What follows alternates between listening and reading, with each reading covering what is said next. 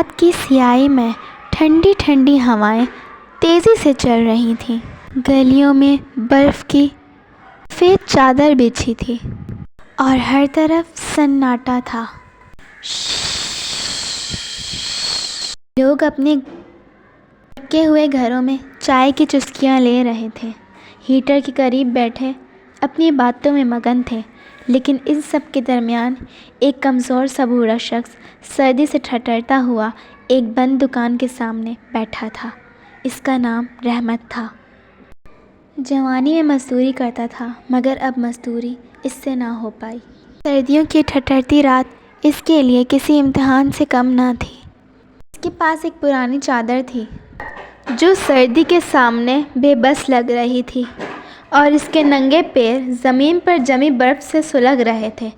رحمت نے اپنے ارد گرد دیکھا کہ دوسرے کونے پر چمکدار گھر تھا جس کی کھڑکیوں سے روشنی چھن چھن کر باہر آ رہی تھی۔ اندر ایک خاندان بیٹھا ہنسی مذاق میں مگن تھا۔ بچے قالین پر کھیل رہے تھے اور ایک طرف دسترخوان پر گرما گرم کھانے رکھے تھے۔ ایک لمحے کو رحمت کی آنکھوں میں حسرت ابھری، مگر پھر اس نے آسمان کی طرف دیکھا اور گہرا سانس لیا۔ شاید یہ میری قسمت ہے، وہ خود سے بولا اور ہاتھ آپس میں رگڑنے لگا تاکہ کچھ گرمی حاصل کر سکے۔ تھوڑی دیر تک وہ یوں ہی بیٹھا رہا اور یوں ہی ہاتھ رگڑتا رہا۔ اس کے بعد ایک بچہ اور والد ہوٹل سے نکلتے ہیں۔ بچے کے ہاتھ میں روٹی کے ٹکڑے ہوتے ہیں اور وہ بابا رحمت کے پاس آ کر کھڑا ہو جاتا ہے اور ان کے سامنے اندھیرے کی وجہ سے اس کو دکھ نہیں رہا ہوتا۔ اس کے ہاتھ میں کچھ موم بتیاں ہوتی ہیں اور کچھ کھانا ہوتا ہے اور وہ بابا جی کو دے کر جاتا ہے۔ بابا جی بڑے خوش ہوتے ہیں اور کہتے ہیں کہ اس دنیا میں انسانیت واقعی باقی ہے۔ اس کے بعد وہ آسمان کی طرف دیکھ کر شکر ادا کرتے ہیں۔ رحمت کی آنکھوں میں حیرت اور شکر گزاری کے آنسو آمڈ آئے۔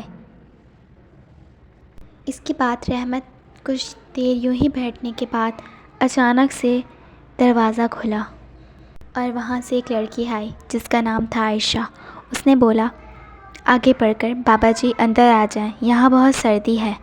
رحمت نے جھجکتے ہوئے اندر قدم رکھا۔ اتنے میں لڑکی نے انہیں ایک کمبل دیا۔ کمرے میں ہیٹر کی گرمی اور لکڑی کے جلنے کی خوشبو تھی۔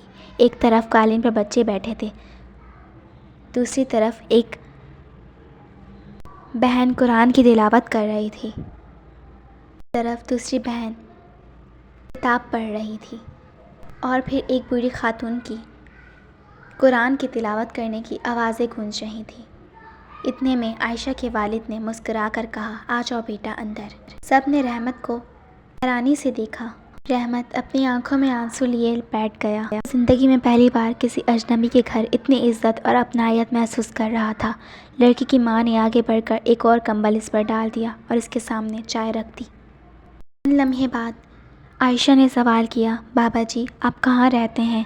رحمت نے آہ بھری بیٹا کوئی ٹھکانہ نہیں، جہاں رات ہو وہیں زمین بچھونا بن جاتی ہے۔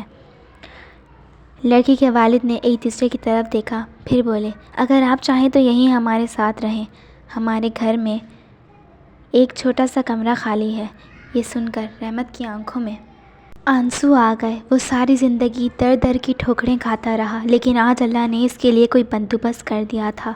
وہ ہلکی سی مسکراہٹ کے ساتھ بولا بیٹا تم نے مجھے زندگی کی سب سے بڑی دولت دے دی ہے، اپنائیت۔ رات پہلی بار رحمت نے ایک نرم بستر پر آنکھیں بند کی اور سردی کی شدت ختم ہو گئی، کیونکہ اب اس کے پاس صرف ایک کمبل نہیں بلکہ محبت اور شفقت کی گرمی بھی تھی۔ یہ کہانی ہمیں یاد دلاتی ہے کہ ایک چھوٹا سا نیکی کا عمل کسی کی زندگی بدل سکتا ہے۔ امید ہے آپ سب کو پسند آئی ہوگی۔ ہمیشہ کسی نہ کسی طرح نیکی کرنے کی ضرور کوشش کیجیا کریں، کیونکہ آپ کی ایک نیکی سے کسی کی زندگی بدل سکتی ہے۔